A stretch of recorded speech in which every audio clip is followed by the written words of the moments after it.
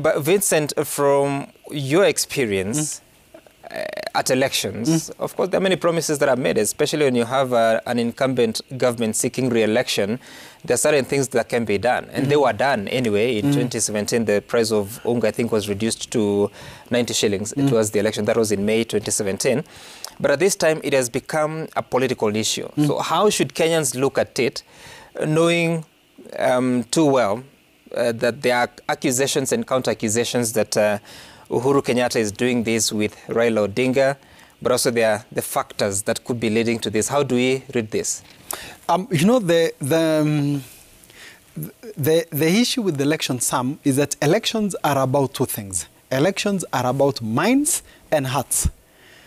So the only match you can go as far as understanding the situation is data to speak to the head.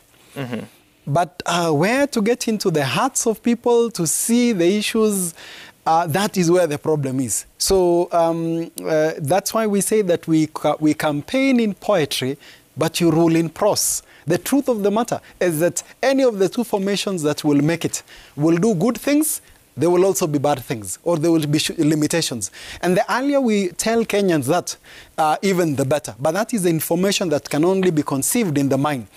But when you go to the hearts, I can tell you, irrespective of how things go, there are people whose decisions are already firmed up. In fact, they are waiting when and where is the election. It does not matter how much the price of unga, for example, goes down, or even the price of unga goes up. They have already made up their mind that we had, and that is a hard decision. So in this situation, if you could compare with the elections in the West, the battleground is really for the undecided voter, which is usually a small size, maybe you're looking at 10% of the electorate. The reality then, which I agree with you, is that there are dimensions that are different when an incumbent is defending the seat and when also an incumbent is exiting the seat. What we've seen in the past is that incumbents are able to move things around because that is the tools and weapons they have to be able to show responsiveness. I remember in 2017, we saw the price of unga. It had gone up. It was lowered to 90 shilling. That was part of a campaign strategy. Right. We also seen that when an incumbent is also, when an incumbent is not defending their seat, the elections tends to be very peaceful because there is equal chances for those who are who are looking for it.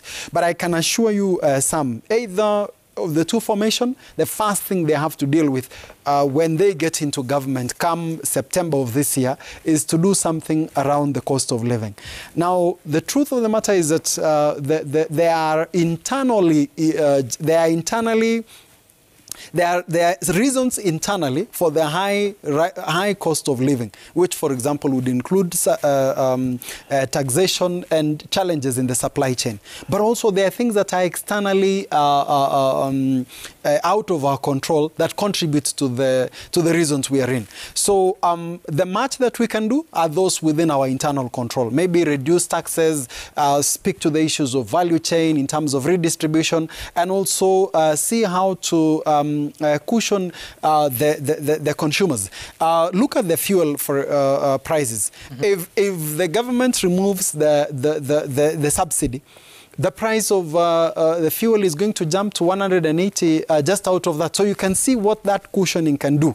And if you look at when it was at 140, you're seeing like 70 shillings was going to taxes. So it's possible that just through internal tools, the current cost of living can actually be reduced, but not completely done away, because some of the reasons are not directly related to controls that